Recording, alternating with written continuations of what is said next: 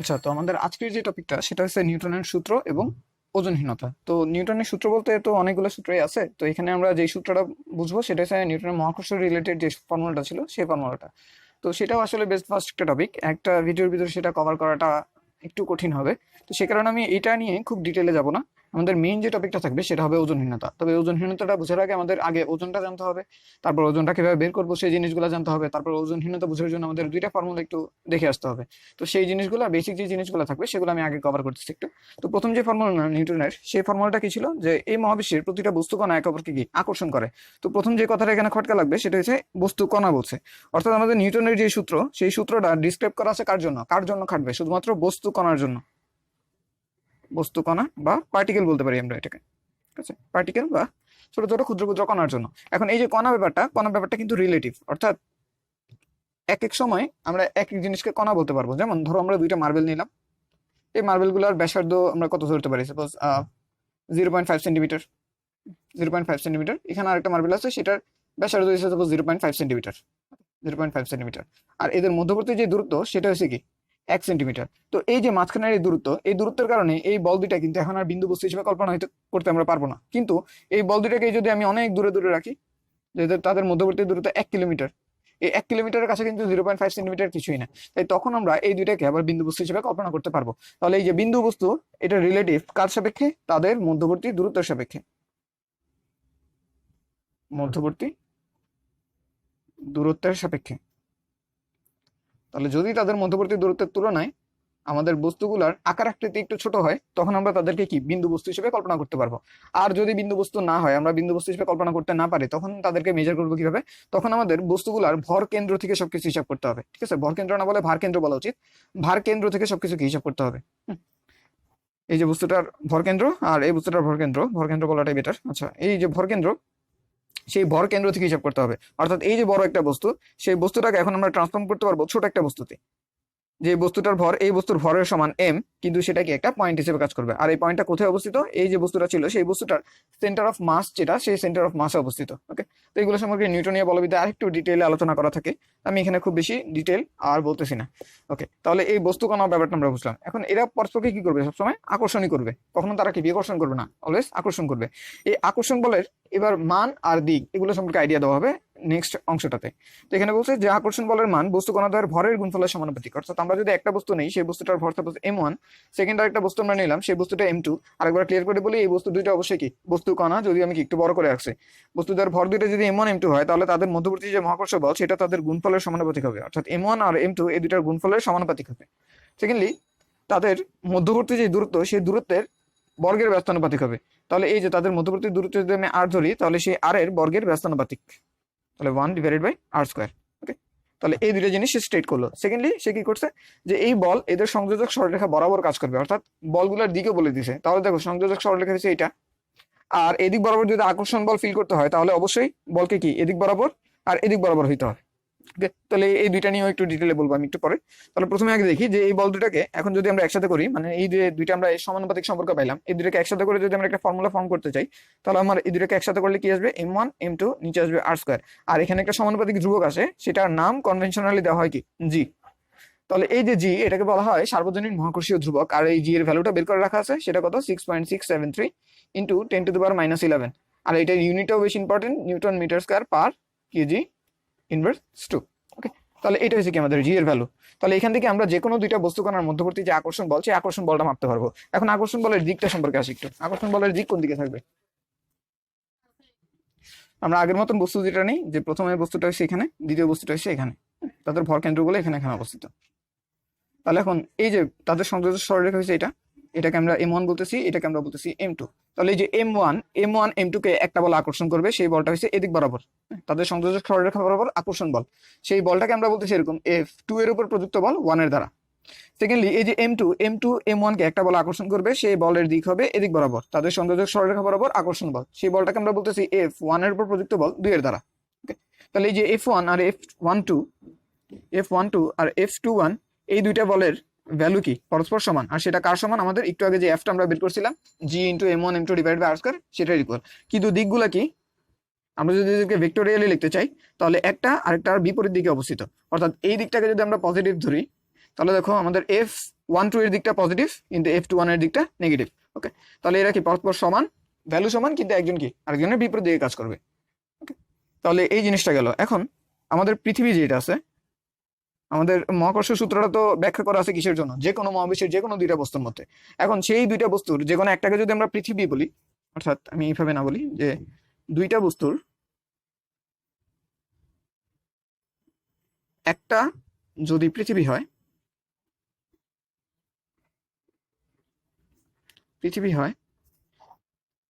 তখন সেই মহাকর্ষ বলটাকে আমরা কি বলবো, অভিকর্ষ, একটা নতুন নাম দিব।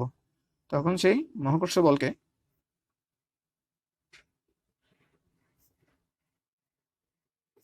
অভিকর্ষ বলে।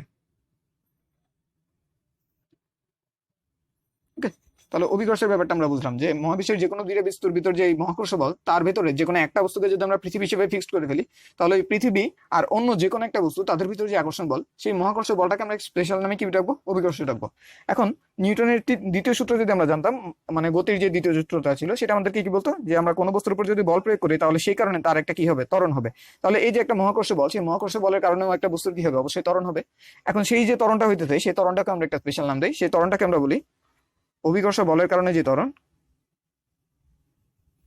অভিকর্ষ বলের কারণে সৃষ্ট ত্বরণ, সেটাকে আমরা বলি অভিকর্ষজ ত্বরণ। অভিকর্ষজ ত্বরণ, অভিকর্ষজ ত্বরণ। তাহলে এখন আমাদের কাজ হচ্ছে এই জিনিসটা ক্যালকুলেট করা, কিভাবে ক্যালকুলেট করা যায়। তো সেটা কিভাবে ক্যালকুলেট করবো আমরা, যে সাপোজ আমাদের প্রথমে একটা বস্তু নিতে হবে, এইটা হচ্ছে আমাদের পৃথিবী, আর এখানে একটা বস্তু আছে, সেই বস্তুটা কি এই জায়গায় অবস্থিত। তো এটার ভরকেন্দ্র সাপোজ এখানে, আর পৃথিবীর ভরকেন্দ্র রয়েছে এখানে। এদের মধ্যবর্তী যে ডিস্টেন্স, সেন্টার থেকে সেন্টার, হ্যাঁ, ভরকেন্দ্র থেকে ভরকেন্দ্রের দূরত্ব, সেটাকে আমি আর বলতেছি। এই যে বস্তুটা, সেই বস্তুটার ভর কত, এম, পৃথিবী, এটাকে আমরা পৃথিবী বলি, এম অফ আর্থ। আর এটা হচ্ছে আমার যে কোনো একটা বস্তু, সেটার ভর হচ্ছে সাপোজ এম। তাহলে এটার কারণে যে ফোর্সটা এক্সার্ট হবে এখন দুইজনের মধ্যবর্তী, আমরা পৃথিবী দ্বারা এটার উপর প্রযুক্ত বলটা হিসাব করি আগে। আচ্ছা, পৃথিবী দ্বারা এই বস্তুর উপর প্রযুক্ত বলটা কোন দিক বরাবর থাকবে, এদিক বরাবর। ঠিক আছে, এটা কি force exerted on M by M, মানে ওই পৃথিবী দ্বারা ওই বস্তুর উপর প্রযুক্ত বল। তাহলে এটাকে আমরা এইভাবে ডিনোট করতে পারলাম, সেটাকে আমি এফজি বলতেছি। তাহলে এফজি ইকুয়ালটা এখন কি লেখা যাবে, এফজি ইকুয়ালটা লেখা যাবে জি ইন্টু এম ইন্টু অন্য বস্তুর ভর, সেটা হচ্ছে কত, এম ই ডিভাইডেড বাই কি, আর এর স্কোয়ার। ওকে, তাহলে এখন আবার নিউটনের ফর্মুলা থেকে আমরা কি লিখতে পারবো, যে কোনো বস্তুর উপর প্রযুক্ত বল, সেটা ইকুয়াল কি, ওই বস্তুর ভর, এই যে বস্তুর উপর বল প্রযুক্ত হইতেছে ওই বস্তুর ভর ইন্টু আমাদের কি ত্বরণ। তো এখানে যে ত্বরণটা তৈরি হয়, সেটাকে আমরা একটা স্পেশাল নাম দিই, সেটাকে আমরা কি বলি, জি। আচ্ছা, সেটাকে আমরা নাম দিই জি। তাহলে এই যে জি, এটাই হচ্ছে কি আমাদের অভিকর্ষজ ত্বরণ, অভিকর্ষজ ত্বরণ, অর্থাৎ অভিকর্ষ বলের কারণে যে ত্বরণটা হচ্ছে, সেটাকে অভিকর্ষজ ত্বরণ। এখন এই এফ জি এর জায়গায় আমরা এই জিনিসটা সাবস্টিটিউট করতে পারি, তাহলে করলে আসে কি M into M E divided by R square. আর এখানে আছে কত আমাদের, এম ইন্টু জি। তাহলে দেখো এই এম আর এই এম বাদ পড়ে যায়, তাহলে এখান থেকে অভিকর্ষজ ত্বরণের আমরা একটা ইকুয়েশন পেয়ে যাই, সেটা কত, জি। এখন আমরা শুধুমাত্র এম দ্বারা ডিনোট করতেছি, এখানে এম বলতে আমরা কি বুঝবো, ওই পৃথিবীর ভর। আর নিচে কত আসে, পৃথিবী থেকে ওই বস্তুর ভর কেন্দ্রের দূরত্বের কি, স্কোয়ার। তাহলে এটা কি আমাদের জি বের করার একটা ফর্মুলা। এখন আমরা যদি ভূপৃষ্ঠে জি কত সেটা বের করতে চাই, ভূপৃষ্ঠে ত্বরণ সেটা যদি বের করতে চাই, তাহলে আমাদের কিনতে হবে এই পৃথিবী, সেই পৃথিবীর ভূপৃষ্ঠে এখানে একটা বস্তু নিতে হবে। তাহলে এটার সেন্টার এখানে আর এটার সেন্টার এখানে, তাহলে সেন্টার থেকে সেন্টারের দূরত্ব কত, পৃথিবীর ব্যাসার্ধের সমান, অর্থাৎ আর। হ্যাঁ, এখান থেকে একটু দূরত্ব কিন্তু খুব বেশি না, তাই আমরা এটাকে আর তেমন নেগলেক্ট করতেছি। তাহলে এখানে থেকে এখানে যে দূরত্ব, সেটা কত, আর। তো আর যদি হয়, তাহলে আমাদের জি এর ভ্যালু কত আসবে, জি এর ভ্যালু আসবে G M divided by R square.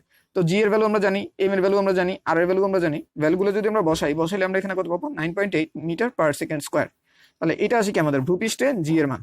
তাহলে ভূপৃষ্ঠের ত্বরণ কত, অভিকর্ষজ ত্বরণ 9.8। অবশ্যই পৃথিবী যেহেতু পুরোপুরি গোলাকার না, একটু ডিম্বাকৃতির, তাই এখানে আমাদের ভূপৃষ্ঠের মান একরকম, বিভিন্ন অবস্থানে কি জি এর ভ্যালুটা কি বিভিন্ন রকম হয়ে থাকে, কিন্তু সেই ব্যাপারটা আমাদের এক্ষেত্রে তেমন একটা কাজে লাগবে না। তো সে কারণে আমরা ওইটার দিকে আর যাইতেছি না, আমরা জি ইকুয়াল টু কত 9.8 জানবো রাফলি সব জায়গায়, ভূপৃষ্ঠের সব জায়গায়। এখন আমরা যদি ভূপৃষ্ঠ থেকে উপরে কোথাও অভিকর্ষজ ত্বরণ কোথাও সেটা জানতে চাই, ভূপৃষ্ঠ থেকে এই উচ্চতায় সাপোজ আমাদের এই দুইটা কেসই দরকার হবে, অন্যগুলো আমাদের তেমন একটা লাগবে না এই ক্ষেত্রে ওজনহীনতা ব্যাখ্যা করতে। ভূপৃষ্ঠ থেকে এই উচ্চতায় যদি আমরা অভিকর্ষ ত্বরণ কত সেটা জানতে চাই, তাহলে দেখো এই যে পৃথিবী, সেই পৃথিবী থেকে এই উচ্চতায় আছি, অর্থাৎ পৃথিবী থেকে আমি কতটুকু উচ্চতায় আছি, এই উচ্চতায় আছি, এটা হচ্ছে তার সেন্টার আর এটা হচ্ছে তার সেন্টার। তাহলে সেন্টার থেকে সেন্টারের দূরত্ব যদি আমি নিই, তাহলে আমাকে আরো আর যোগ করতে হবে। ওকে, তাহলে জি ইকুয়াল টু কি আসবে, জি এম ডিভাইডেড বাই এই দূরত্বের স্কোয়ার। তাহলে এই দূরত্ব কত আমাদের আর প্লাস এইচ, এটার কি হোল স্কোয়ার। আর যেহেতু আমাদের ভূপৃষ্ঠে অভিকর্ষ ত্বরণের মান আমরা জি দ্বারা ডিনোট করছি, এখানে অভিকর্ষ ত্বরণের মানকে আমরা জি প্রাইম বলতেছি, অর্থাৎ এটা সমান হবে না, এটা দ্বারা কি ভিন্ন একটা কিছু হবে। এখন এই ইকুয়েশন আর এই ইকুয়েশন, এই দুইটা থেকে যদি আমরা একটা আরেকটাকে দ্বারা ভাগ করলে আমরা খুব সহজেই এই রিলেশনটা নিয়ে আসতে পারবো যে G prime is equal to R divided by R plus H whole square into G. তাহলে ভূপৃষ্ঠ থেকে এইচ উচ্চতায় যে কোনো বিন্দুতে যদি আমরা অভিকর্ষ ত্বরণ মাপতে চাই, তাহলে আমাদের এই ইকুয়েশনটা ব্যবহার করতে হবে। সেখানে আমাদের আরটা কি, আরটা হচ্ছে পৃথিবীর ব্যাসার্ধ এবং এই এইচটা হচ্ছে ভূপৃষ্ঠ থেকে কতটুকু উপরে আছে বস্তুটা। ওকে, তাহলে এখানে বুঝতে পারতেছো আমাদের এই যে টার্মটা আছে R divided by R plus H, এটা অবশ্যই কি একের থেকে ছোট। একের থেকে ছোট হওয়ার কারণে আমাদের সেটা অবশ্যই কি যে সাপোজ এখানে 0.3g আসতে পারে, 0.4g আসতে পারে, অর্থাৎ আমাদের অ্যাপারেন্ট যে ওয়েটটা অভিকর্ষ স্তরণটা আছে, অর্থাৎ উপরে উঠলে আমাদের যে অভিকর্ষ স্তরণটা পাইতেছি সেটা আমাদের ভূপৃষ্ঠ অভিকর্ষ স্তরণের তুলনায় কি কম হবে। অর্থাৎ আমরা যতই ভূপৃষ্ঠ থেকে উপরের দিকে যাব ততই আমাদের অভিকর্ষ স্তরণের মান কি ধীরে ধীরে কমতে থাকবে। ওকে, তো একটু আমরা বুঝতে পারলাম। এখন আমরা আশা করি আমাদের যে ওজনহীনতার ব্যাপার, সেই ওজনহীনতার ব্যাপারের দিকে আমরা যেতে পারবো। তো সেটার জন্য আসলে আমাদের প্রথমে ওজন জিনিসটাকে একটু ভালোভাবে ডিফাইন করতে হবে। ওজনকে আমরা ডিফাইন করি কিভাবে? তো ওজনের মনে রাখবা যে ওজনের দুইটা ডেফিনেশন আছে। একটা হচ্ছে আমাদের প্রকৃত ওজন, দুইটা ক্যাটাগরিতে ভাগ করে, একটা হচ্ছে প্রকৃত ওজন আর আরেকটা হচ্ছে আমাদের আপাত ওজন। তাহলে দুইটা ক্যাটাগরি আছে, একটা কি প্রকৃত ওজন আর একটা হচ্ছে আপাত ওজন। তাহলে আমরা দেখি আমাদের প্রকৃত ওজনটা কি। প্রকৃত ওজনটা সম্পর্কে আমরা আসলে সবাই খুব ভালোভাবে জানি, সেটা হচ্ছে আমরা 7-8 থেকে পড়ে আসছি। প্রকৃত ওজনটা কি, যে পৃথিবী কোনো বস্তুকে যে বলে আকর্ষণ করে, কোনো বস্তুকে যে বলে আকর্ষণ করে। তাহলে পৃথিবী কোনো বস্তুকে যে বলে আকর্ষণ করবে সেটাকে আমরা কি বলবো, তার প্রকৃত ওজন। তাহলে প্রকৃত ওজন যদি আমি বের করতে চাই, সেটাকে যদি আমি ডাব্লিউ দ্বারা ডিনোট করি, সেটা হবে কি আমাদের পৃথিবী আমাদেরকে যে বলে আকর্ষণ করবে সেটা কি এফজি এর সমান। আর সেটা একটু আগে আমরা দেখলাম যে বস্তুর ভর ইন্টু তার অভিকর্ষ ত্বরণ, অর্থাৎ ভূপৃষ্ঠে কোনো বস্তুর ওজন কত হবে, ওজন হবে এমজি। যে কোনো অবস্থানে যদি যাই, সাপোজ এইচ উচ্চতায় যদি যাই, তাহলে তার ওজনটা হবে কি, ওজন হবে W is equal to M G prime, অর্থাৎ জি প্রাইমের ভ্যালু একটু আগে বের করলাম, ওভাবে বসাইতে হবে আর কি। তাহলে যে কোনো জায়গায় আমাদের ওজনটা কি, পৃথিবী আমাদেরকে যে বলে আকর্ষণ করবে সেটাই কি আমাদের প্রকৃত ওজন। কিন্তু আপাত ওজনটা নিয়ে আসলে আমাদের কনফিউশন পাচ্ছে। আপাত ওজনটা হয়েছে, এটা ডেফিনেশনটা বুঝলেই বুঝবা। আপাত ওজন হয়েছে পৃথিবীর অভিকর্ষের বিরুদ্ধে আমাদের উপর যে বল কাজ করে, উপর যে বল কাজ করে। তো সবচেয়ে ফেমাস যে দুই ধরনের বল আমরা দেখি, সেটা হচ্ছে আমাদের তলের প্রতিক্রিয়া এবং আরেকটা হচ্ছে আমাদের সুতার টান বল, সুতার টান। তাহলে আমরা প্রথমে আপাত ওজন জিনিস একটু বুঝে আসি, তারপর আমরা আমাদের ওজনহীনতার দিকে যাব। ঠিক আছে, তো আপাত ওজনটা কি, পৃথিবীর অভিকর্ষের বিরুদ্ধে আমাদের উপর যে বলটা কাজ করবে। তো সেটা আমরা কিভাবে দেখবো, যে সাপোজ একটা মেঝে আছে, ওকে, মেঝে আছে, সেই মেঝেতে আমরা একটা বস্তুকে রাখলাম, সেই বস্তুর ভর হচ্ছে এম। এখন আমরা জানতে চাইতেছি তার আপাত ওজনটা কত। তা আপাত ওজনের জন্য আমার কি, এর উপর প্রযুক্ত যতগুলো বল আছে সেই বলগুলো একটু দেখতে হবে। তাহলে এর উপর প্রযুক্ত বল কি, এক, পৃথিবী আমাদেরকে এমজি বলে নিচের দিকে টানতেছে। দুই হয়েছে এই তল, এই বস্তুর উপর একটা অবিলম্ব প্রতিক্রিয়া বল দিচ্ছে, সেটা কত, এন। অবিলম্ব প্রতিক্রিয়া বলকে আমি কি এন দ্বারা ডিনোট করলাম। এখন এই বস্তুটাকে উপর দিকে যাচ্ছে, নিচের দিকে যাচ্ছে, কোনো দিকে কিন্তু তার ত্বরণ হচ্ছে না। ত্বরণ না হওয়ার মানে কি, এই বল আর এই বল কি পরস্পর সমান। তাহলে আমি এখান থেকে এন ইজ ইকুয়াল টু কি লিখতে পারবো, এমজি লিখতে পারবো। তাহলে এই যে এন, সেই এনটা হচ্ছে গিয়ে আমাদের আপাত ওজন,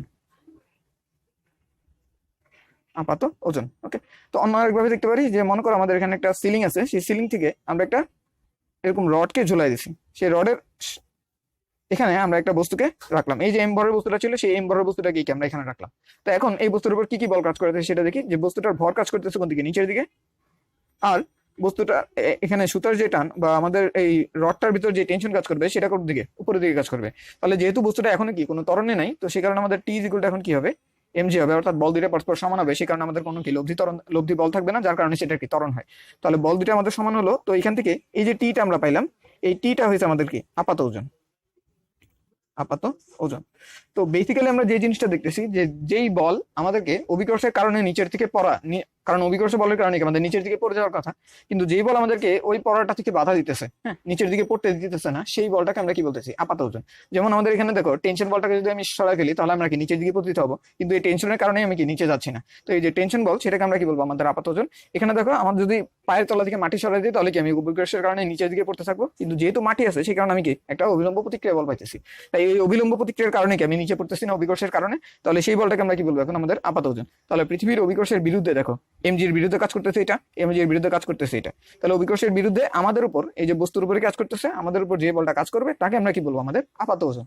এখন আমরা আমাদের ওয়েটলেসনেস বা ওজনহীনতায় চলে আসতে পারি।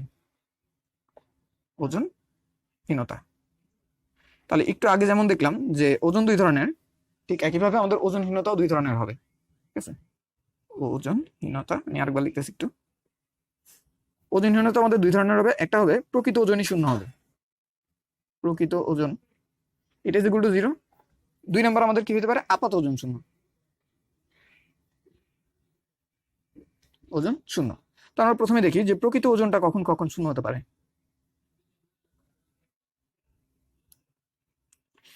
আচ্ছা, তো ওজনটা কি ছিল? প্রকৃত ওজনটা ছিল আমাদের অভিকর্ষ যে বলে টানে, অভিকর্ষ আমাদেরকে যে বলে আকর্ষণ করবে। তো প্রকৃত ওজন শূন্য হওয়া মানে কি? আমাদের এই বলটাকে শূন্য হতে হবে। এই বলটা শূন্য হওয়ার মানে কি সেটা দেখি, যে আমাদের এফ জি, এটা মানে কি ছিল? আমাদের এম ইন্টু জি। তো বস্তুর ভর তো শূন্য হবে না, বস্তুর ভর শূন্য হলে কিন্তু ওজনের ব্যাপারই আসে না। তাহলে এখানে অবশ্যই ইমপ্লাই করে কি আমাদের জিটাকে শূন্য হতে হবে। অর্থাৎ যখন আমাদের জি শূন্য হবে তখন আমাদের কি প্রকৃত ওজনহীনতা পাবো। তাহলে প্রকৃত ওজনহীনতা আমরা কখন পাবো? যখন আমাদের জি শূন্য হবে। এখন একটু খেয়াল করে জি কখন কখন শূন্য হয়। জি এর ইকুয়েশনটা কি ছিল? জি এর ইকুয়েশন ছিল জি এম ডিভাইডেড বাই কি আমাদের আর স্কোয়ার।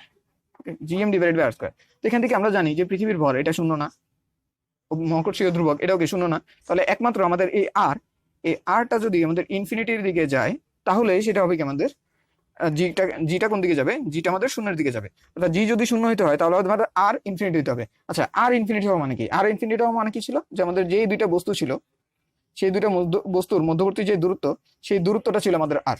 তাহলে আর যদি ইনফিনিটি হইতে হয় তাহলে বস্তুটাকে এতই দূরে হইতে হবে যাতে ওইটার আশেপাশে আর কোনো কি বস্তু না থাকে। ঠিক আছে, তাহলে বস্তু আশেপাশে পৃথিবী না থাকলে, প্রকৃতভাবে ওজন শূন্য হবে। ওজন শূন্য হবে। তাহলে অ্যাকচুয়ালি এই জিনিসটা তো কখনোই হবে না, কারণ পৃথিবীতে সবসময় থাকবে। কারণ আমরা জানি এইটা ইনফিনিটি কখনোই হইতে পারবে না, ইনফিনিটি তো একটা কি প্রতীক মাত্র, ইনফিনিটি থেকে ছোটই হবে সবসময়। তাই জি সবসময় কি উপস্থিত থাকে। তাই প্রকৃত ওজনহীনতা আমরা আসলে কখনোই তেমন একটা দেখবো না। প্রকৃত ওজনহীনতা আমরা কি কখনোই তেমন একটা দেখবো না। এই প্রকৃত ওজনহীনতা যেটা যদি আমরা বুঝতে পারি তারপরে এখন আমরা চলতে পারি আমাদের আপাত ওজনহীনতায়। আপাত ওজনহীনতাই আসলে ইন্টারেস্টিং, প্রকৃত ওজনহীনতা তো তেমন ইন্টারেস্টিং না। আপাত ওজনহীনতাটা আমরা দেখি। ঠিক আছে, আপাত ওজনহীনতা, ওজনহীনতা। তাহলে একইভাবে আপাত ওজনহীনতা মানে কি হবে? আমাদের আপাত ওজনটা শূন্য হবে। তো প্রথমে আমরা শূন্যের দিকে না যাই, প্রথমে আমরা কি আপাত ওজনটা একটু কমাই বাড়াই, তারপরে সেটা শূন্য কিভাবে হয় সেটা একটু দেখি। তো মনে করি আমরা একটা লিফটের ভিতর আছি, একটা লিফটের ভিতর আছি। সেই লিফটটা প্রথমে স্থির আছে, অর্থাৎ তার ত্বরণ কত? শূন্য। এখানে আমি দাঁড়ায় আছি, যে কোনো একটা লোক দাঁড়ায় আছে, সেই লোকের পা আছে এখানে, হাত আছে এখানে। এখন সে যখন দাঁড়ায় আছে তখন তার উপর কি কি বল কাজ করতেছে সেটা দেখি। এক, পৃথিবী তাকে এমজি বলের নিচের দিকে টানতেছে, তার ভর আমরা ধরে নিলাম এমজি বলের নিচের দিকে টানতেছে। আর তার উপর একটা অবিলম্ব প্রতিক্রিয়া বল কাজ করতেছে, সেটা আমি এখানে দেখাইতেছি। সেটা হবে কি আমাদের অবিলম্ব প্রতিক্রিয়া বল এন। তাহলে তারপর যেহেতু তার ত্বরণ শূন্য, তার মানে এই বল আর এই বল পরস্পরকে সমান হতে হবে, যেহেতু সে কোনো দিকে ত্বরণ অনুভব করতেছে না। তাই বল দুইটা যদি পরস্পর সমান হয় তাহলে আমাদের আপাত ওজনটা কত? আপাত ওজন হয়েছে এটা। তাহলে এন কত? এমজি। তাহলে আমাদের আপাত ওজন এখন কত? আপাত ওজনটা আমাদের এই ক্ষেত্রে এমজি।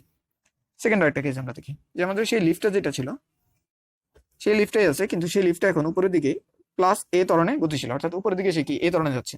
আমি উপরের দিকটাকে পজিটিভ ধরে নিয়েছি, উপরের দিকটাকে আমার জন্য পজিটিভ। এখন সেখানে সেই লোকটাই আছে, তার উপর ক্রিয়াশীল বলগুলো এখন আমরা দেখি যদি, তাহলে তার উপর ক্রিয়াশীল একটা বল কি আমাদের এমজি নিচের দিকে, নর্মাল রিঅ্যাকশন ফোর্স উপরের দিকে। তাহলে একটু খেয়াল করো যে বস্তুর উপরে দুইটা বল ক্রিয়াশীল আছে, একটা হচ্ছে এন আর একটা হচ্ছে এমজি। হ্যাঁ, সেই কারণে তার আবার উপর একটা কি ত্বরণ আছে, সেটা হচ্ছে এ। তাহলে নিউটনের ফর্মুলা যদি আমরা খাটাই, সে আমাদেরকে কি বলে? Summation of force is equal to কি ভর ইনটু ত্বরণ। তাহলে সামেশন অফ ফোর্স যদি দেখি তাহলে আমাদের এই বলটাকে কি একটু বড় হইতে হবে, যাতে এই বল থেকে এই বল বাদ দিলেও এখানে বরাবর একটা লব্ধি থাকে, সেই লব্ধির কারণে এটা কি উপরের দিকে যাবে। তাহলে এখান থেকে আমরা বলতে পারবো কি n minus M G is equal to কি এম এ। অথবা এইভাবে আমরা বলতে পারি যে আমাদের n কি পজিটিভ দিকে আছে তাই পজিটিভ, এম জি নিচের দিকে আছে তাই নেগেটিভ, তাহলে মোট বল ইজ ইকুয়াল টু কি এম ইন্টু ত্বরণ কি উপরের দিকে তাই ত্বরণের আর কি পজিটিভ। যেভাবে হিসাব করো একভাবে করলেই হবে। তাহলে n ইজ ইকুয়াল টু আসছে দেখো এম জি যখন ওকে আসবে প্লাস আসবে, তারপরে কি এম কমন নিতে পারবো, এখানে আসবে কি জি প্লাস এ। তাহলে এখন দেখো তার আপাত যে ওজন, সেই ওজনটা কিন্তু একটু বেড়ে গেছে আগের তুলনায়। ঠিক আছে, আপাত ওজনটা কত আসে, আপাত ওজনটা আমাদের এম জি প্লাস এ আসতেছে।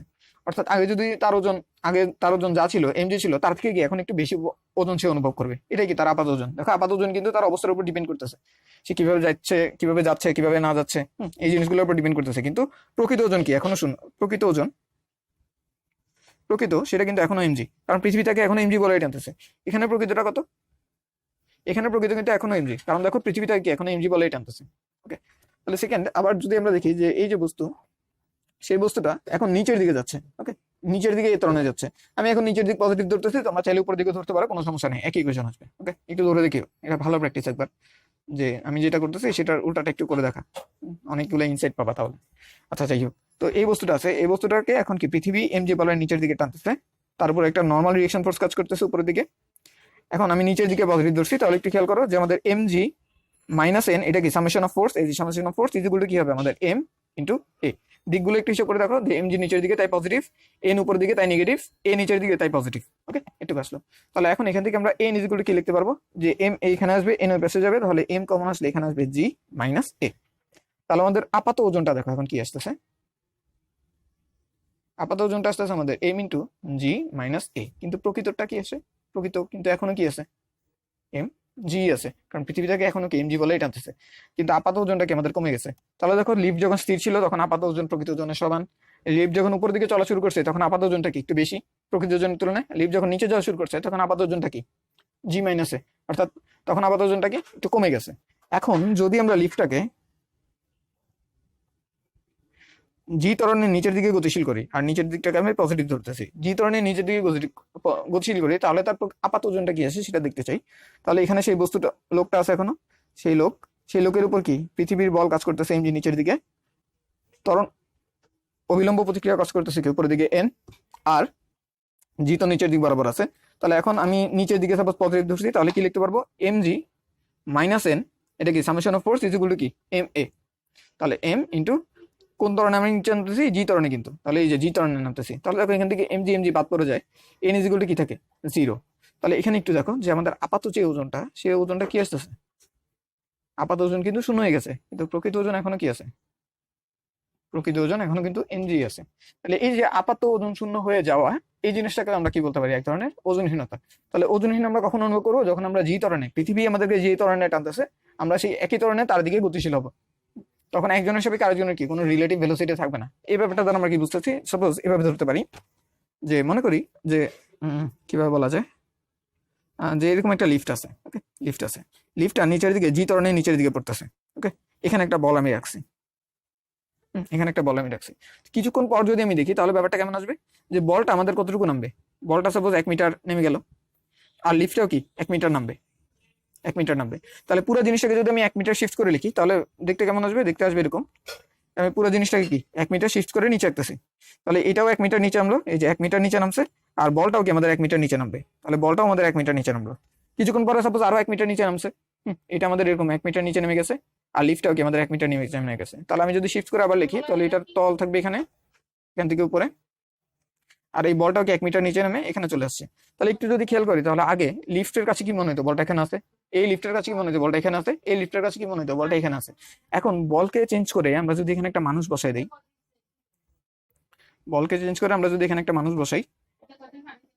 তাহলে এই মানুষের কাছে কি মনে হবে, এই মানুষের কাছে মনে হবে ওর আশেপাশে আগে যা ছিল এখনো কি তাই আছে।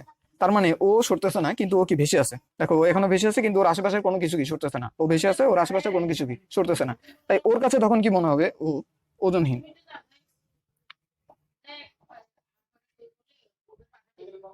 ওকে, আমি আরেকবার যদি একটু এটাকে এক্সপ্লেন করি, তাহলে কি মনে হইতেছে যে লিফটটা নিচের দিকে পড়তেছে, এই বস্তু যে মানুষটা আছে সেই মানুষটাও নিচের দিকে পড়তেছে, কিন্তু মানুষটা কি দেখতেছে, তার আশেপাশের কোনো কিছু কি পরিবর্তন হচ্ছে না, অথচ সে কি হাওয়ায় ভাসতেছে। দেখো লিফটের মেঝের সাথে কি তার কন্ট্যাক্ট নাই, কিন্তু সে কিন্তু কি হাওয়ায় ভাসতেছে। তাহলে তার কাছে কি মনে হবে, সে উপরের দিকে লাইট ভাবে ফ্লোট করতেছে। কিন্তু অ্যাকচুয়ালি কি হইতেছে, অ্যাকচুয়ালি তারা দুইজনই কিন্তু কি নিচের দিকে সমান বেগে নিচের দিকে যাচ্ছে। তাহলে এই যে তার মনে হচ্ছে সে শূন্যে ভাসতেছে, এই জিনিসটাকে আমরা আসলে কি বলি, ওজনহীনতা। ঠিক আছে, তাহলে ওজনহীনতা মানে কি, তার আপাত ওজন শূন্য, অর্থাৎ তাকে সাপোর্ট দেওয়ার মতন যে বলগুলো ছিল সেই বলগুলো এখন আর নাই। ওকে, তাহলে এই জিনিসটা আমরা দেখলাম। এখন আমরা আমাদের যেই মেইন যেই প্রবলেমটা থাকে সেই প্রবলেমটা হচ্ছে ওই যে স্পেস শিপে যেটা থাকে মহাকাশযানে। মহাকাশযানে যে আমরা মাঝে মাঝে ছবি টবি দেখি, যে সেখানে আমাদের দেখা যায় কি অ্যাস্ট্রোনট গুলা ভাসতেছে, তখন আমাদের ব্যাপারটা কেমন আসে। তো মহাকাশযানে ওজনহীনতাটা কিভাবে হয় সেটা দেখবো, সেটার মাধ্যমে আমরা আমাদের টপিকটাকে ক্লোজ করবো আর কি। মহাকাশযানে ওজনহীনতা। তো মহাকাশযানে ওজনহীনতাটাকে আমরা কিভাবে ব্যাখ্যা করতে পারি? তো প্রথমে একটা ব্যাখ্যা, সবচেয়ে কমন যে ব্যাখ্যাটা আসে সেটা হচ্ছে কি, আমরা যখন ভবিষ্যৎ থেকে অনেক উপরে যাবো, আমরা তো জানি উপরে গেলে কি আমাদের ওজন ধীরে ধীরে কমতে থাকে, হ্যাঁ, অভিকর্ষের টান ধীরে ধীরে কমতে থাকে, তাই যথেষ্ট উপরে গেলে আমাদের অভিকর্ষ কি শূন্য হয়ে যাবে। কিন্তু তাহলে প্রথম যে ব্যাখ্যাটা আসে সেটা কি, আমাদের অভিকর্ষ শূন্য, অভিকর্ষ শূন্য হয়ে যায়, সেই কারণে কি আমাদের এফজি শূন্য। অর্থাৎ এই ক্লেম মতে আমাদের প্রকৃত ওজন যেটা আছে, প্রকৃত ওজনে কি শূন্য হয়ে যাওয়ার কথা, কিন্তু অ্যাকচুয়ালি কিন্তু সেটা হয় না। কিভাবে হয় না সেটা আমরা ভেরিফাই করে দেখতে পারি, যে আমাদের অ্যাকচুয়াল যেই টিপিক্যাল যে মহাকাশযানগুলো থাকে সেগুলো মোটামুটি ভূপৃষ্ঠ থেকে 400 থেকে 500 কিলোমিটার উপরে থাকে, 400 থেকে 500 কিলোমিটার উপরে থাকে। তাহলে আমরা যদি একটা রাফ এস্টিমেট ধরি, তাহলে আমরা ধরতে পারি 450 কিলোমিটার উপরে আছে। রাফ একটা এস্টিমেট ধরলাম, সে 450 কিলোমিটার উপরে আছে। তো সেই উচ্চতায় আমাদের জি প্রাইম কত সেটা বের করা কিন্তু আমরা জানি, সেটা কি r/r+h whole square into G. তাহলে এখান থেকে যদি আমরা ভ্যালুটা একটু ক্যালকুলেট করি তাহলে দেখি কি আসে, একটু ক্যালকুলেটর করে দেখি।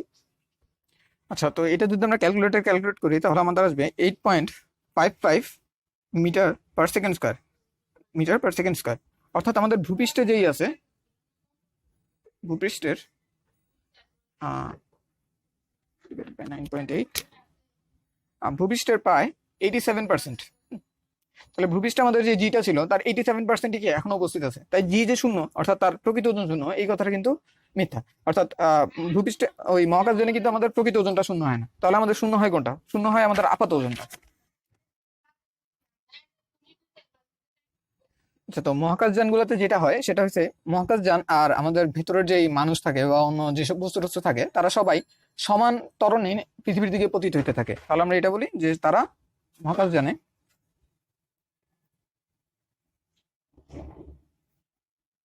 যান ও ভিতরের মানুষ সমান ত্বরণে পৃথিবীর দিকে পতিত হবে, ত্বরণে পৃথিবীর দিকে ত্বরিত হয়, দিকে পড়তে থাকে। তো তারা যখন সমান ত্বরণে পৃথিবীর দিকে পড়তে থাকে তখন তাদের আপাত ওজনটা শূন্য মনে হয়। কখন শূন্য মনে হয়েছিল, যেমন আমরা এখানে দেখছিলাম যে বস্তুটা যখন জি ত্বরণের নিচের দিকে পড়ছিল তখন তার উপর কি আপাত ওজন শূন্য মনে হয়েছিল। এখানেও যখন এটা জি ত্বরণের নিচের দিকে নামতেছিল তখন তার কাছে কি মনে হয়েছিল, যে সে তার আশেপাশে সব জায়গায় কি ভাসতেছে। তো এরকম যখন হবে, আপাত ওজন যখন শূন্য মনে হবে, তখন আমরা কি দেখবো, যে সে নিজেকে ওজনহীন বলতেছে। তো মহাকাশযানের এই ব্যাপারটা আসলে তেমন একটা ইনটুইটিভ মনে হয় না আমাদের কাছে, কারণ আমরা তো মহাকাশযানকে পড়তে দেখি না, আমরা তো তাকে চারপাশে ঘুরতে দেখি। তো ঘুরতে দেখার ব্যাপারটা আমরা পড়ার মাধ্যমে ব্যাখ্যা করতে পারি এইভাবে, যে সাপোজ আমাদের এখানে একটা পৃথিবী আছে, ওকে, এই পৃথিবীটা আছে। পৃথিবীর এখান থেকে আমরা কি করব, এখানে একটা পাহাড় আছে, সেই পাহাড়ের চূড়ায় উঠে আমরা একটা বলকে ছুড়ে মারবো। তো বলকে যদি খুব কম বেগে ছুড়ে মারি তাহলে সেটাকে এখানে এসে পতিত হয়ে যাবে প্রাসের গতিতে। আরেকটু বেশি বেগে মারলে এখানে এসে পড়বে, আরেকটু মারলে এখানে এসে পড়বে। আমরা যদি আরো বেশি বেগে মারতে পারি তাহলে দেখো বস্তুটা কিন্তু এভাবে ঘোরা শুরু করবে চারপাশে, কখনোই সে মাটি খুঁজে পাবে না, আজীবন নিচের দিকে পড়তে পড়তে ভাবে কি ঘুরতেই থাকবে। তো তখন আমাদের যে ব্যাপারটা হয় সেটাকে আমরা কি বলি, যে সে একটা অরবিটে প্রদক্ষিণ করতেছে, সে একটা কি কক্ষপথে ঘোরা শুরু করছে। তো ইউজুয়ালি আমাদের মহাকাশযানের ক্ষেত্রে যেটা হয় সেটা হচ্ছে, এই পৃথিবীর এখান থেকে মহাকাশযানটাকে অনেক উপরের দিকে নিক্ষেপ করা হয়, নিক্ষেপ করার পর সেটাকে একটা সাইডে বেগ দেওয়া হয়, সেই বেগের কারণে সে কিভাবে সবসময় নিচের দিকে ঘুরতে থাকে। আর আমরা জানি যে একটা বস্তু যখন এরকম বৃত্তপথে ঘুরবে, তখন এরকম বস্তুটা যখন বৃত্তপথে ভাবে ঘুরবে তখন তার কেন্দ্রের দিকে একটা কি বল কাজ করে, সেই বলটাকে আমরা কি বলি, কেন্দ্রমুখী বল। তো এই কেন্দ্রমুখী বলের কারণে তার একটা কি কেন্দ্রের দিকে বরাবর ত্বরণ হয়, সেটাকে আমরা কি বলি, কেন্দ্রমুখী ত্বরণ। তো সেই কেন্দ্রমুখী ত্বরণটা কি হয়, v²/r, অথবা আমরা এভাবে বলতে পারি ω²r, যেভাবে বলি যে কোনো একটাই কি, এটাই কি আমাদের কেন্দ্রমুখী ত্বরণ, এ সেন্ট্রিপিটাল। তাহলে এই যে কেন্দ্রমুখী ত্বরণ, দেখো কেন্দ্রমুখী ত্বরণ একটা কাজ করতেছে এদিকে, আর পৃথিবীর আকর্ষণ বল কাজ করতেছে কি, জি এদিক বরাবর। তাই আমরা যদি ওই বস্তুটার পার্সপেক্টিভ দিয়ে দেখি, ওখানে যদি একটা মানুষ থাকে তার উপরে কি কি বল কাজ করতেছে, দেখো আমি এখানে পৃথিবী আঁকছি আর এখানে সেই স্পেসশিপটা আঁকছি, এখানে আমাদের কি সেই মানুষটা আছে। তাহলে সেই মানুষটার উপর, মানুষটাকে পৃথিবী টানতেছে কি, এমজি বলে, আর সে এদিক বরাবর ত্বরিত হইতেছে কোন বলে, ω² আর ত্বরণে। তাহলে এই ত্বরণ দুইটা যদি পরস্পর সমান হয়ে যায় তাহলে কি আমাদের এই কেসটা ঘটে যাবে না, যে তার কাছে কি মনে হবে, সেও নিচের দিকে পড়তেছে, তার আশেপাশে সবকিছু নিচের দিকে পড়তেছে, অর্থাৎ তার সাপেক্ষে তার আশেপাশের কোনো কিছু কি পরিবর্তন হবে না, আর সে কি কোনো এরকম নিচের সাপোর্ট ছাড়াই সে কি ওখানে দাঁড়ায় থাকতে পারবে, তখন তার কাছে কি মনে হবে, সে শূন্যে ভাসতেছে, অর্থাৎ তার কাছে তখন কি ওয়েটলেস মনে হবে। তাহলে মহাকাশযানে আসলে এই ব্যাপারটাই থাকে যে তারা কি থাকে, সমান ত্বরণে নিচের দিকে পড়তে থাকে। আচ্ছা, এখানে আরেকটা কনফিউশন আসতে পারে যে তাদের যদি এদিক বরাবর ত্বরণ থাকে তাহলে সেটা নিচে পড়তেছে না কেন? কারণ তার এদিক বরাবর কিন্তু একটা হিউজ পরিমাণ বেগ আছে, অর্থাৎ গতি জড়তার কারণে। প্রথম সূত্র, যদি এদিক বরাবর কোনো বল প্রযুক্ত না হয় তাহলে এদিক বরাবর গতির কখনো চেঞ্জ হবে না। সেই গতি জড়তার কারণে সে কি সামনের দিকে যেতে চায়, তাহলে এভাবে যদি দেখাই, গতি জড়তার কারণে কি সেদিকে সামনের দিকে যেতে চায়, কিন্তু একটা ত্বরণের কারণে সে লব্ধি বেগ হিসেবে কি এদিক বরাবর একটা গতি পায়। তাহলে এখানে যখন আসে, এখানে আসার পর দেখো আবার এদিক বরাবর একটা ত্বরণ কাজ করতেছে, আর এদিক বরাবর কি তার একটা বেগ কাজ করতেছে। এই দুইটা লব্ধির কারণে সে আবার এদিক দিকে চলে আসবে। আবার এখানে যখন আসবে তখন ত্বরণ এদিকে, বেগ এদিকে, তাহলে এই দুইটা লব্ধির কারণে সে কি আবার এখানে আসবে। তাহলে এরকম প্রত্যেকটা পয়েন্টে ত্বরণ যদিও নিচের দিকে, কিন্তু গতি জড়তার কারণে কি সে এভাবে রাউন্ড আকারে সার্কেল করতে থাকবে। কিন্তু তারপরও তার কি মনে হবে, ওজনহীন মনে হবে, যদিও তার আপাত ওজন কি তখন শূন্য না, অর্থাৎ তার আপাত ওজন থাকা প্রকৃত ওজন তখন শূন্য না, অর্থাৎ প্রকৃত ওজন থাকা সত্ত্বেও তার তখন কি আপাত ওজন শূন্য মনে হবে। আর এই যে একটা শূন্য মনে হওয়ার ফিলিং, অর্থাৎ তার মনে হবে যে সে তার চারদিকে কি ভাসতেছে, কোনো সাপোর্ট ছাড়াই সে দাঁড়ায় আছে, সেই ব্যাপারটাকে আমরা কি বলবো, ওজনহীনতা। তাহলে আশা করি ওজনহীনতার ব্যাপারটা কমপ্লিট হয়েছে, আমাদের এটুকু পর্যন্তই থাক আজকে। ওকে, তো